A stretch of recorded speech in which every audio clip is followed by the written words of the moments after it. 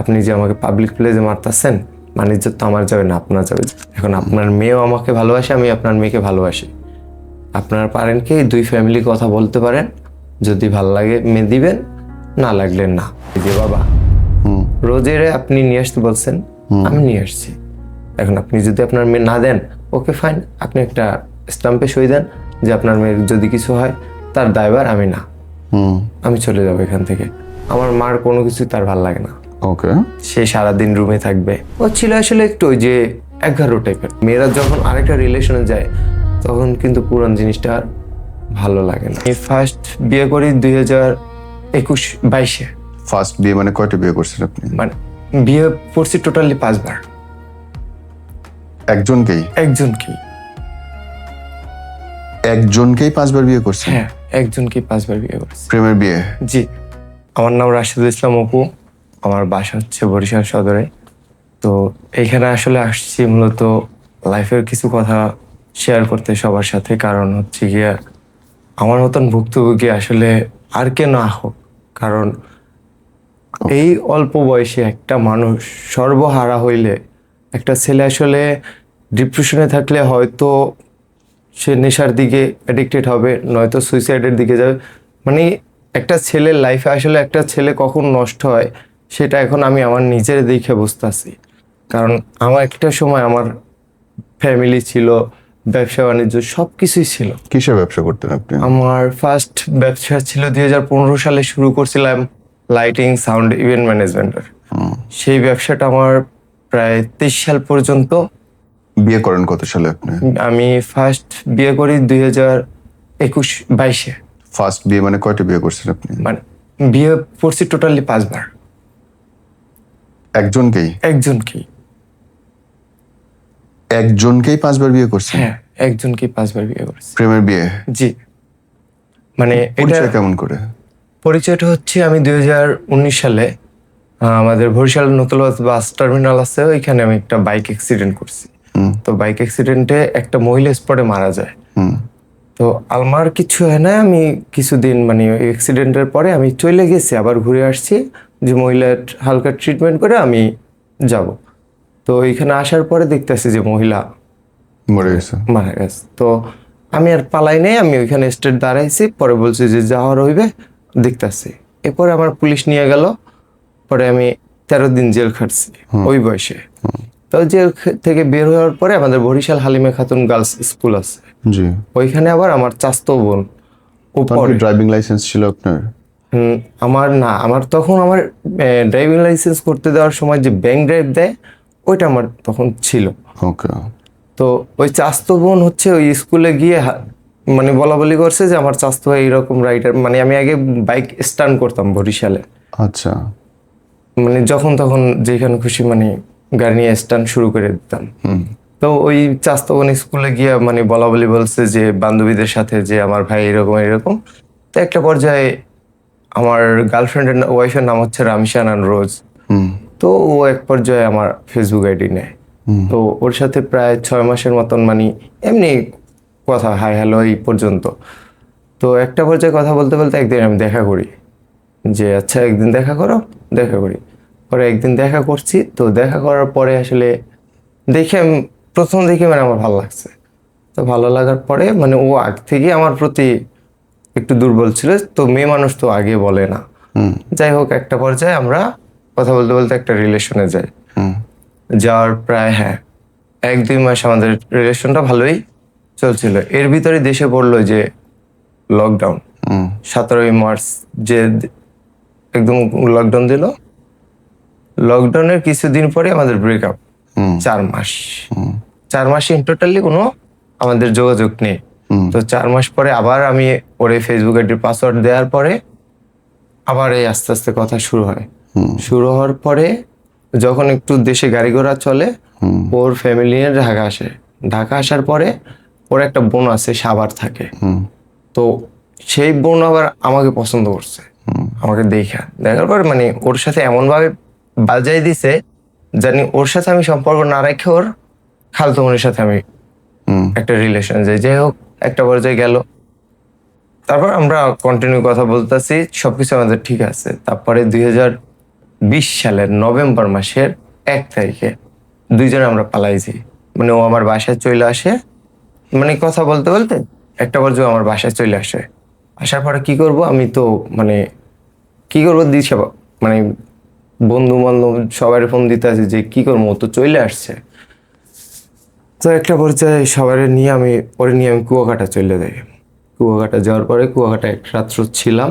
এদিকে তো আমাদের সবাই খোঁজাখুঁজি করতেছে, ওর আব্বু আম্মু আমার বাসায় অনেক লোকজন নিয়ে গেছে। তো ওর আব্বু আসলে কসমেটিক্সের তখন আমাদের বরিশালে মানে ম্যানেজার ছিল, ডিপুর ম্যানেজার। একটা পর্যায়ে ওর আব্বু লোকজন নিয়ে আমাদের রিসিভ করে। তো তারপরে থানায় যাই। থানায় যে একটা সমাধান আসে যে ওর মতন থাকবে, আমি আমার মতন, কেউ কাউকে আমরা বিরক্ত করব না। এইরকম যাইতে যাইতে যাইতে যাইতে 3 মাস পরে ও আবার আসে আমার বাসায়, একদম সকাল 6টার দিকে। আসার পরে আমার ফ্যামিলি আবার ওর আব্বু আম্মুরে ফোন দিয়া তাদের মেয়ে তাদের হাতে দিয়ে দেয়, যেহেতু আমাদের অপ্রাপ্ত বয়স জন্য আর কি। আমার ফ্যামিলিও, আর আমার আব্বু মূলত সরকারি চাকরি করে, আর সরকারি চাকরি যারা করে তাদের তো অনেক অসুবিধা, অনেক মানে চিন্তা ভাবনা করা লাগে সবকিছু করতে মিলে। তো গেছে এরকম। তারপরে 3 মাস পরে ওর ফ্যামিলি ওরে ঢাকা নিয়ে আসে। নিয়ে আসে। ওকে। আমি ওর পরে ঢাকা আসি। আসার পরে হ্যাঁ, তারপরে আবার ওরে নিয়ে আমার যখন দেখছে ওর আম্মু ঢাকায়, ওরে নিয়ে নেত্রকোনায় ওর চাচ্চুর কাছে পাঠাইছে। ওর চাচ্চু আবার নেত্রকোনা থাকতো তখন। তো নেত্রকোনা যেয়ে আমারে 2 দিন পরে জানায় যে আমি নেত্রকোনা। এইরকম জানার পরে যে আমি জানি ও নেত্রকোনা, তার হ্যাঁ 1 মাস পরে আমার মানে নক দিছে যে আমি তো নেত্রকোনা, আমার একটা ফোন কিনা দিতে পারলে আমি তোমার সাথে কন্টিনিউ কথা বলতে পারবো। যাই হোক, আমি বাসায় বললাম যে আম্মু এরকম আমার কিছু টাকা দাও, আমি নেত্রকোনা যাবো। তো নেত্রকোনা যাইয়া ও লোকেশন দিচ্ছে, ওই লোকেশন অনুযায়ী আমি ওয়েট করলাম আর ফোন কিনে দিয়ে আসলাম। কথা কন্টিনিউ চলতেছে। হুক করে ওর চাচা আর কি ওরে মারধর করছে। ওকে। করার পরে আমারে ওর চাচা একটা মেসেজ দিছে, যদি আমার আজকের ভিতরে আইসা না নাও তাহলে আমি সুইসাইড করবো। ওকে। কি করবো পাগলের এবার মতো। দিয়ে কততম বার বেরোলো তাহলে? চতুর্থ? হ্যাঁ, আমি সেই বরিশাল থেকে বন্ধু বান্ধব যা ছিল ও বললে একটা ফ্রেন্ডের বাইক নিয়ে আমি তখনই মানে রওনা দিছি। তখন দেশের অবস্থা তেমন একটা ভালো না, ওই যে করোনার পর পরে। তো নগদ আমি পরের দিন নেত্রকোনা চলে গেছি। ফাইনালি বিয়ে হইলো কবে? ফাইনালি বিয়ে হয়েছে আমাদের সেই নেত্রকোনা থেকেই। মানে ওর ফ্যামিলির বুঝতেছে যে আমি আর ওর সাথে কোনো যোগাযোগ রাখবো না। না রাখার পরে ও বরিশাল গেছে। বরিশাল যাওয়ার পরে ওরে ও কি করব, আমরা বিয়ে করব। এই গেলাম কোথায়, কোর্টে। আমার কিছু পরিচিত অ্যাডভোকেট আছে যে মামা এই কাহিনী আমি কি করব। পরে বলছে আচ্ছা তাহলে একটা কাজ কর, তোরা কোর্ট ম্যারেজটা আপাতত করে রাখ, যেহেতু তোদের ফুল বয়সটা হয় নাই। তো আচ্ছা ঠিক আছে, সব দিলাম। আমাদের 2021 সালের নভেম্বর মাসের 3 তারিখ আমরা কোর্ট ম্যারেজ করি। কোর্ট ম্যারেজ করার পরে সে কবুল বলে নাই, তার বিয়ে হয় নাই। কি করব, তার কাজী অফিস যেতে হবে। এখন আমি আমার ফ্রেন্ড সার্কেলের লগে সব শেয়ার করলাম যে কি করা যায়, ওর তো বয়স হয় নাই, এখন তো রেজিস্ট্রি হবে না। তো একটা কাজীর সাথে কথা বললাম, সে বললো যে আচ্ছা রেজিস্ট্রি হবে না, বাট তোমাদের এমনি ইসলাম শরীয়ত মোতাবেক আমরা বিয়ে পড়াই দিতে পারি, যাতে তোমরা কোনো কুকাজ করলেও তোমাদের ওইটা জায়েজ হয়। তো এই পরে আবার ওরে নিয়ে গেলাম কাজী অফিস নিয়ে আমার বন্ধু বান্ধব যারা ছিল সবাই মিলে আমাদের থাইকে মানে বিয়ে পড়াই দিছে। দেওয়ার পরে ওর ফ্যামিলি জানছে যে আমাদের এইরকম বিয়ে হয়েছে, ওর ফ্যামিলি ওরে নিয়ে ঢাকা আসছে। মানে একদম ওর আব্বু বরিশাল থেকে বদলি হইয়া ডিরেক্ট ঢাকা চলে আসে। তখন আসা ওরা দিয়ে বাড়িতে বাসা নেয়। দিয়ে বাড়িতে থাকার পরে 21 দিন ছিল। জানুয়ারি মাসের 19 তারিখ মানে সে এমন একটা পর্যায়ে আমাদের মধ্যে কথা হইতে সে একটু হলেই গলায় দড়ি দিতে যাবে, সে থাকবে না, সে আমার কাছে যাবে। তো কি করব, আমি ডাইরেক্ট চলে আসি আবার সেই শীতের ভিতরে বরিশাল থেকে ঢাকা আসি। এত ঠান্ডা ছিল ওই সময়, মানে বাইক চালানোর মতন না, কিন্তু আমি তাও আসছি। আসার পরে ওরে নিয়ে গেছি বরিশাল। তার ভিতরেও ওর ফ্যামিলির সাথে মানে ওর আম্মুর সাথে আমার একটু আন্ডারস্ট্যান্ডিংটা মানে মাঝখানে ভালো হয়েছিল। ওর আম্মু একবার আমার মারছে, আমার বার্থডে ডেট গেছে নভেম্বরের 24 তারিখ 21 সালের। তো আমার জন্য স্যান্ডউইচ বানাইয়া নিয়ে গেছে স্কুলে যে আমার। তো ওই দিন ওর আম্মু আমার ওই স্কুলের সামনে সেও গেছে, গিয়ে উনি কোনো কথা নাই বার্তা নাই আমার যাই মানে আমাদের বরিশাল আমতলার মোড় আছে ওইখানে বসে মানে চর থাপ্পড় শুরু করছে। তো মারার পরে আমি একটা পর্যায়ে বললাম যে দেখেন আন্টি, মেয়ে আপনার, সম্মানটা আপনার, আপনি যে আমাকে পাবলিক প্লেসে মারতেছেন মানে ইজ্জত তো আমার যাবে না আপনার যাবে। যাই হোক একটা পর্যায়ে কথা বললে তারে কনভিন্স করে বললাম যে বসেন, রিল্যাক্স হন, উত্তেজিত হওয়ার কিছু নাই। এখন আপনার মেয়েও আমাকে ভালোবাসে, আমি আপনার মেয়েকে ভালোবাসি। আপনারা পারেন কি দুই ফ্যামিলি কথা বলতে পারেন, যদি ভালো লাগে মেয়ে দিবেন, না লাগলে না। আমার কোনো জোর জবস্তির এখানে কিচ্ছু নাই। আর আমি দেশে হয়তো বেশি দিন নাই, তখন আমার খালতো ভাই কুয়েত থাকে, আমার কুয়েত যাওয়ার প্রসেসিং চলতে আছে। ওদিকে আবার ওই বলতেছে যে তুমি যদি কুয়েত যাও তাহলে আমি গলায় দড়ি দেবো, আমার রাইখে যদি যাও। তো কিছু হইলেই গলায় দড়ি দেওয়ার কথা। কিছু হইলে মানে সে গলায় দড়ি দিতে যায়। হ্যাঁ। যাই হোক আর কুয়েত যাই নাই।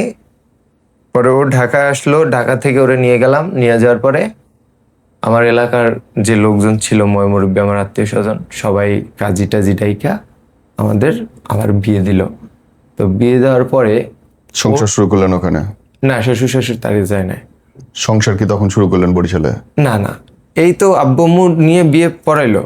তারপর ওর আব্বু আমাকে ফোন দিছে যে অপু, এখন যাওয়ার তো হয়েছি, আমার মানিজ্জতটা রাখো, তুমি রোজের নিয়ে ঢাকায় আসো। আমি আমার জাতি আমার আত্মীয় স্বজন না বুঝতে পারে যে রোজ পালাই গেছে, আমি এমনভাবে তোমার কাছে রোজের দিব যাতে আমার মান সম্মানটা সঠিক থাকে। Okay. তো আমি এলাকায় আমার মানে এই কথা যারাই শুনে, আমার ওয়ার্ডের কাউন্সিলর থেকে শুরু করে সবাই আমার না বলতেছে। কারণ এই জন্য না বলতেছে, ওই যে একবার 2020 সালে যে আমারে সবাই বলছে, পরে আমি কিন্তু রোজের নিয়ে পালাই যাওয়ার পরে আসছি, কিন্তু তাও সে আমাকে থানায় নিছে, হেনস্থা করছে। তো ওই জন্য আমার কেউ আর কি আসতে দিবে না। আন্ডারস্টুড। মানে ওর আব্বু এমন কিছু করছে যে কারণে আমাকে ঢাকা আসতে দিবে না। তো সবার বিরুদ্ধে গিয়ে আমি লাস্ট আমার আম্মুর বলতে আছি যে মা রাখে আল্লাহ মা রেখে, আমি তো আর অন্যায় কোনো কাজ করি নাই। কারণ ওর আব্বু লাস্ট আমার কথা দিয়েছে যে যত যা হোক সে তার মেয়ে আমার কাছে দিবে, আমি যাই। তো তখন আমার মা আমার একটা কথা বলছে, যদি বউ নিয়ে আসতে পারো বাড়ি তাহলে যাও, তাইলে আসো, আর যদি বউ নিয়ে না আসতে পারো তোমার ওই বাড়ি কোনো স্থান হবে না। আমি বলছি ঠিক আছে, তুমি বল। যাওয়ার পরে কি হলো? তো আসলাম ঢাকায়। আসার পরে ওর চাচ্চু আসছে নেত্রকোনা থেকে। আসার পরে ওর আব্বু ঠিক আছিল, কিন্তু ওর চাচা মানে ফুল মানে ট্রিটমেন্ট বাসা বসা। তো আমার মামা আবার থাকে হচ্ছে মিরপুরে, ছোট মামার বাসা। তো আমি মিরপুরে আসছি, ওর বাসায় দিয়া আমি মিরপুর চলে আসছি। এরপর ওর চাচা আসছে, সে দিবেই না, মানে সে পুরো মোড়ামুড়ি, সে তার মেয়ে দিবেই না, আমারে মানে মারবে অমুক করবে। তো একটা পর্যায়ে আমি যাই আবার দিয়ে বাড়ি। দিয়ে বাড়ি গিয়ে আমি আমার শ্বশুরের একটা কথাই বলি যে বাবা, রোজের আপনি নিয়ে আসতে বলছেন, আমি নিয়ে আসছি। এখন আপনি যদি আপনার মেয়ে না দেন, ওকে ফাইন, আপনি একটা স্টাম্পে সই দেন যে আপনার মেয়ের যদি কিছু হয় তার দায়ভার আমি না, আমি চলে যাবো এখান থেকে। তো একটা পর্যায়ে বলছে না, তুমি তোমার ফ্যামিলিকে আসতে বলো, আমরা সোমবারে তোমাদের বিয়ে দিব। তো এই আমার ছোট মামি আবার থাকে ওই যে বললাম মিরপুরে, তো তাদেরকে বললাম। তো বরিশাল থেকে আর কেউ আসে না, শুধু আমার আব্বুই আসছে আর আমার সেজো মামা আসছে, ছোট মামা, এই মানে ছোট মামি, সেজো মামি, মানে যারা ছিল ঢাকায় আর কি, এই সবাই মিলে আমাদের গেলাম ওদের বাসায় দিয়ে বাড়িতে। তো ওর খালু আবার কাজী টাজি এনে আমাদের ওদের বাসায় বসে ফাইনালি আবার বিয়ে দিছে। এই দিয়ে 5 বার হয়ে গেল। এই 4 বার। এই 4 বার। তারপর ওরে নিয়ে বরিশাল গেলাম। বরিশাল যে সব কিছুই ঠিকঠাক চলছে। তো পরে কিছুদিন পরে ওর এসএসসি পরীক্ষা। এখন ওর আব্বু বলতেছে যে অপু, সংসার জীবন তো পড়ালেখা হয় না, তাহলে একটা কাজ করো, কি করা যায়, ওর তো ভালো রেজাল্টের প্রয়োজন। বললাম হ্যাঁ বাবা, তো কি করা যায়, ওরে ঢাকা পাঠাও, ও ঢাকা বসে লেখাপড়া করুক, দেন তারপরে পরীক্ষার পরে তোমাদের উঠাই দেব। তো আমি আমার ফ্যামিলি মানে আমি আমার কোনো কিছু হলে আমি ফ্যামিলির কাছে মানে জিজ্ঞেস করতাম না, কারণ আমি দেখতে আসছি সবসময় আমার ফ্যামিলি আমার উল্টাটা, মানে তার হচ্ছে আমার আব্বু আদিকাল যুগের লোক, তো তারা মানে বর্তমান প্রেক্ষাপটটা তারা আর কি এখন অব্দি বুঝে না। যাই হোক আমার কথা হচ্ছে আমার ফ্যামিলি সবাই শিক্ষিত, বা আমাদের এলাকার একটা নাম আছে যে হাওলাদার বাড়ি, সব আর সব মানে শিক্ষিত, সবাই সরকারি চাকরি করে। তো আমার ওয়াইফ অশিক্ষিত হইলে আমার বিষয়টা আমারই গতি তো লাগে। তো এই সব করে আমি ওরে কি করলাম, ঢাকা পাঠাইলাম। ঢাকা আসলো, ঢাকা থেকে লেখাপড়া করলো, এসএসসি। তাহলে ঝামেলাটা ভাই শুরু হলো কোথায়? ঝামেলাটা মানে ওই যে যখন এই পরীক্ষার পরে, মানে তার কথা হচ্ছে আমার মার কোনো কিছু তার ভাল লাগে না। ওকে।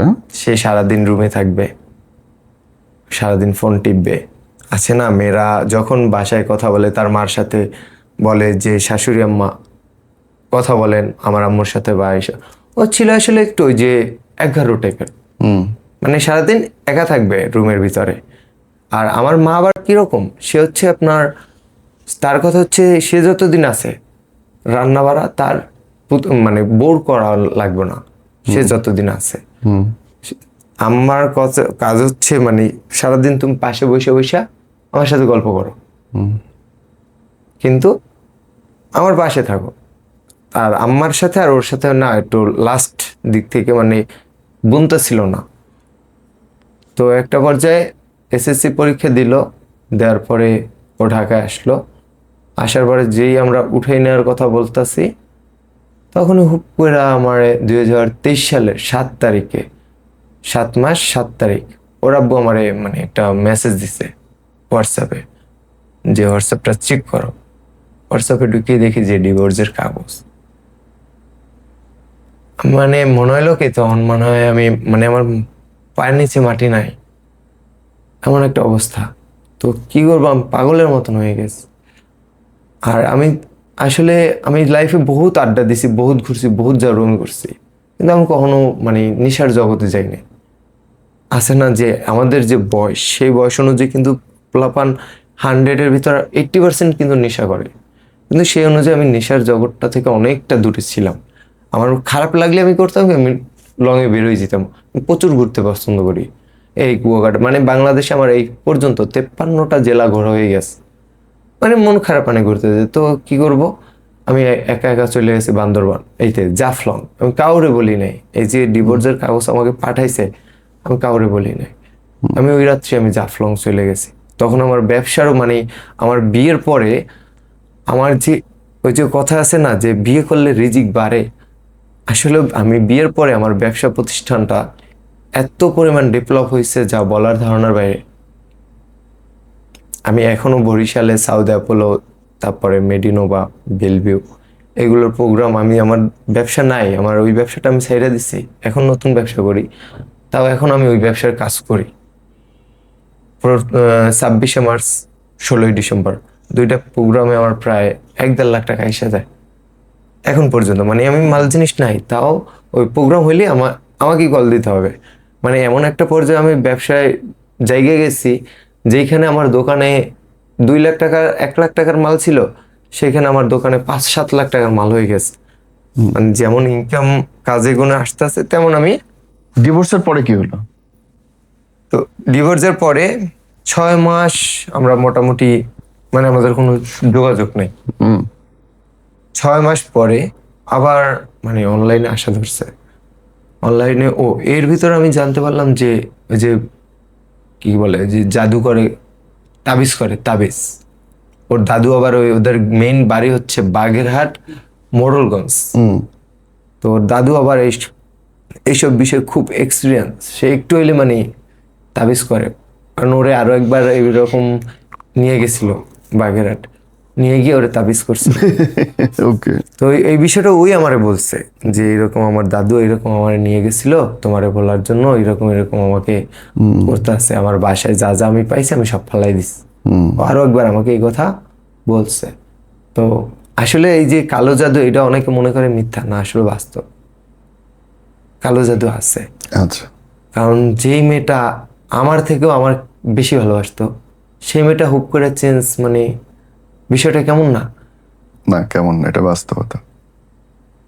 তারপরে বলেন ছাড়াছাড়িটা কিভাবে হইলো ভাইয়া? যাই হোক, 6 মাস পরে আবার আমরা কথা বলি। কথা বলতে বলতে বলতে একটা পর্যায়ে বলি যে চলে আসো, ওকে আসো নিয়ে যাও। তো 2024 সালের 18 তারিখে আমি আবার আসি ঢাকায়, আইসা ওরে নিয়ে যাই। তো নিয়ে যাওয়ার পরে ওর আব্বু আম্মু কিন্তু আর আমাকে ফোন দেয় নাই, কেন? লজ্জায় যে আমাকে ফোন মেয়ে পায় না রাত্রে। তখন আমি বরিশাল চলে গেছি। যখন আমি বরিশাল চলে গেছি ওরে নিয়ে, তখন ওর খালতো বোনের জামাই আমাকে একটা কল দিছে, ভাইয়া রোজের সাথে কোনো কন্টাক্ট আছে? মানে তার সাথে এমনভাবে আমি কথা বলছি, মানে রোজের সাথে আমার কোনো যোগাযোগই নাই, রোজের আমি চিনি না। যাই হোক, একটা পর্যায়ে ওরে নিয়ে আমি বাসায় যাই।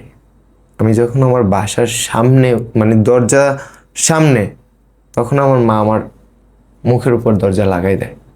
স্বাভাবিক, আর কয়বার? মানে এই মেয়ে আর সে বাসায় উঠাবে না। কি করব? পকেটেও টাকা নাই, কারণ ওই যে ব্যবসা বাণিজ্য, ওই যে ডিভোর্সের পরে আমার ব্যবসা বাণিজ্য আমি ছাইড়ে দিচ্ছি, কারণ আমার ব্যবসার ভিজিটিং কার্ড থেকে শুরু করে সবকিছু আমি ওর নামে করছিলাম।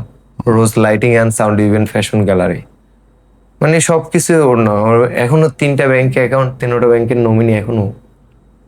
মানে যা করছি সবকিছু ওর নামেই আমি করছিলাম।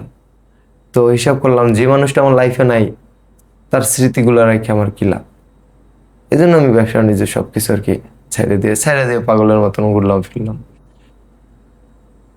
তো যখন আমার আম্মু আমার মুখের সামনে দরজাটা লাগাই দেয়, এখন আমার তো হিসাব মেয়েটা আমার হাত ধরে আসছে, তার ফ্যামিলি ছেড়ে আসছে, আমার তো দেখতে হবে। তো কি করব? বড় খালারে ফোন দিলাম যে খালামণি এরকম রোজ আসছে। তো কইতাছে, বাবা এদিক যে আসবি, তোর আম্মু তো আমারে তাইলে আর কথাই কইতে দিব না। স্বাভাবিক। আপনি আমাকে এটা বলেন, এত উঠাই নিলেন, নামায় নিলেন, লাস্টলি কি আপনাকে কেন ছাড়লো আবার? সেই রিজনটাই আমি আজ পর্যন্ত পাইলাম না। চলে গেল কবে? লাস্ট আমাদের 2024 সালের যখন আমার 24 তারিখ বার্থডে গেছে, আমার বার্থডের দিন তার 2 দিন আগে আমি 300 ফিট বেশি অ্যাক্সিডেন্ট করছিলাম, মারাত্মক অ্যাক্সিডেন্ট। আমার শুধু মানে বাইক একদম ভাঙা ভসকাই গেছে, কিন্তু আমার মানে রান ছাইলে গেছিল, আর কিছু হয় নাই। তো ওই বার্থডে গেছে 24 তারিখ, ওই দিন আর দেখা করতে পারে নাই। 25 তারিখ আমার সাথে দেখা করছে। আমারও একটু ফল্ট আছে, আমার যে একদম ফল্ট নাই। কি আপনার ফল্ট? আমি আমার ফল্ট দেখি যে, মানে ওই যে আপনার তার কিছুদিন আগে আমার ফোনে একটা ভিডিও ছিল, মানে আমি বরিশাল থেকে যখন ঢাকায় জব করছি, তো আমার কিছু ফ্রেন্ড সার্কেল হয়েছিল, উত্তরাতে ছিলাম। তো উত্তরায় কিছু ফ্রেন্ড সার্কেল, এর ভিতরে আছে একটা চাকমা টাইপের একটা মেয়ে আছে, নাম তো ওরা সবাই একদিন আর কি বারে যাবে। তো আমি কখনো বারে যাই নাই, তো শখ লইছে যে যাই যাই দেখি বারে কি এমন জিনিস। তো একদিন বারে গেলাম, তো বারে যেয়ে যে টিফিনের উপর বসে বসে এরকম আমি জাস্ট ওই যে সীসা নাকি বলে ওইটা টানতেছে, আর একটা বন্ধুরা বলতেছে যে একটা ভিডিও কর ধুমাটার। তো ওই সময় ও আমার পাশে এসে বসছে। তো ও যে পাশে বসছে, আমার হাত যে এইরকম রাখা, আর ও আমার এইখানে এসে বসছে, মানে এমন ভাবে বসছে মনে হচ্ছে যে আমি ওরে কোলে নিয়ে বসছি। তো আমার বার্থডের পরে 25 তারিখ যখন আমরা দুইজন একসাথে টাইম স্পেন্ড করলাম, তখন ওই ভিডিওটাও দেখছি। এটা স্বাভাবিক যে নিজের আপন মানুষের পাশে যদি কেউ অন্য মানুষ দেখে কষ্ট লাগবে, এটা স্বাভাবিক। তো এই যে আমাদের লাস্ট দেখা, লাস্ট কথা, লাস্ট সবকিছু। তারপরে কি আবার ডিভোর্স পাঠিয়েছে? সেইটাই আসতেছি যে তারপর ডিভোর্স, তারপর আর ওর সাথে আমার কোনো কন্টাক্ট নেই। কন্টাক্ট হচ্ছিল ওর ফ্যামিলির সাথে, কিন্তু লাস্ট ফিনিশিং তো ওর চাচ্চু আমার নিয়ে ডিরেক্ট মেরে ফেলাইতে চাইল। মাইরে ফেলাইতে চাইছে? কেন? সেটাই, যখন ওরে আমি নিয়ে গেলাম না বরিশালে, আমার ফ্যামিলি আমার উঠাইলো না। তো ব্যবসা বাণিজ্য নাই, আমি 3টা মাস ওরে নিয়ে সংসার আলাদা করছি, কিন্তু ওরে আমি কোনটাই কষ্ট বুঝতে দিই নাই। বা ওর আব্বুর এত টাকা পয়সা, আমি কখনো ওরে বলি নাই যে তোমার বাবা বাড়ি থেকে একটা জিনিস আনো। আছে না যে মেয়েরা কিন্তু বাবা বাড়ি থেকে আসলে অনেক কিছু নিয়ে আসে, আরও কখনো কিন্তু এই যে কতবার গেছে আমার কাছে, একটা লাল সুতাও নিয়ে যায় না। আর আমি বলিও নাই, কারণ আমার কথা হচ্ছে রোজ আমি তোমারে চাইছি, আমি তোমার পাইছি, তোমার বাবার কি আছে না না আছে ওগুলো আমার বিষয় না। তো তারপর আবার দেখেন সেই টিয়া পাখির মতন খাওয়াই এসএসসি পরীক্ষা মানে রেফার ছিল 2টা, রেফার দিছে। রেফার দেওয়ার পরে রেজাল্ট দিছে, ভালো রেজাল্ট আসছে। তো আমার প্ল্যান হচ্ছে যে আমার দাদাবাড়ির জমিতেই কলেজ আছে। তো রাব্বুরে বললাম যে বাবা, এর ভিতরে আমি ওর ফ্যামিলির সাথে ওর কিন্তু কন্ট্যাক্ট করতে দিছি, কারণ এই জন্য দিছি যে ওর ফ্যামিলির একটাই মেয়ে। আন্ডারস্টুড। যেহেতু বাবা মার একটা সন্তান, যদি আমি যোগাযোগ না করতে দিই বাবা মার মন কেমন করবে। আমাকে এই কথাটা বলেন যে যখন লাস্ট বার ও ছাড়লো, কারণ দেখাইছে কোনো? ও কারণ দেখাইছে প্রথম ওই যে মেনিয়া, প্রথম দেখাইছে মেনিয়া। তো তারপরে এতদিন দেখাইছে মানে আমার চরিত্র নিয়ে। ও বলছে আমার চরিত্র খারাপ। কিছুদিন আগে ওর অনেক মানে আমি অনেক ইভেন আমি ওর মানিকগঞ্জ কলেজে গিয়ে ওর পায়ে ধরছি যে আমার মানুষ তো ভুল করে, আর মানুষ যদি মানুষের ভুল বুঝতে পারে এরপর তো আর কিছু থাকে না, তোমার শেষ সুযোগটা দাও। তো তখন জানতে পারি মানিকগঞ্জে যে ও আরেকটা রিলেশনে গেছে। ও যখন মানিকগঞ্জ মানে ওর আব্বু যখন ঢাকায় নিয়ে মানে ভর্তি করে, ও যখন মানিকগঞ্জ কলেজে ভর্তি হয়, ওই কথা বলতে বলতে বলতে বলতে একটা ছেলের সাথেও রিলেশন যায়। আর একটা জিনিস বাস্তব যে মেয়েরা যখন আরেকটা রিলেশনে যায় তখন কিন্তু পুরান জিনিসটা আর ভালো লাগে না। আপনার জীবন থেকে যদি শেখার থাকে ভাইয়া, কি আছে বলেন তো? অনেক, আমার সত্যি কথা আমার লাইফে আমি অনেক মানে অনেক ধাক্কল খাইছি।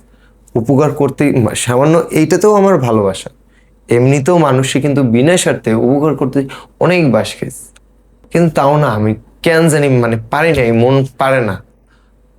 মানুষের জন্য আছে না যে পাষাণ হয়ে যায়, একটা মানুষ তিক্ত হয়ে যায়, আমার ওইটা পারি না। এত কিছু হওয়ার পরে যেখানে ওর চাচু আমাকে মায়েরা ফালাইতে চাইছে, তারপর আমি গেছি মানিকগঞ্জ সেই একা। মানে ওর সাথে তো আমার কোনো যোগাযোগ নাই, আমি অনেক কষ্টে বের করছি ও কোন কলেজে ভর্তি হয়েছে। এইটা বের করার পরে আমি সেই মানিকগঞ্জ AIT-তে পড়ে সেইখানে গেছি। সেইখানে যাই ওর ক্যাম্পাসে গেছি।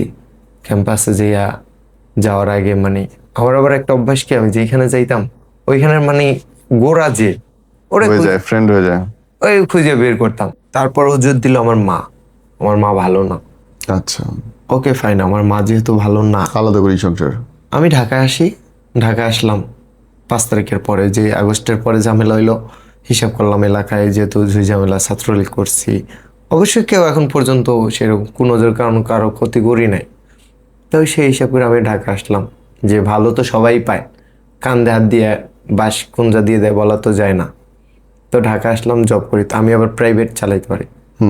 তো ঢাকায় উত্তরাতে যে জব নিচ্ছিলাম মোটামুটি ভালোই, 25,000 টাকা স্যালারি ছিল।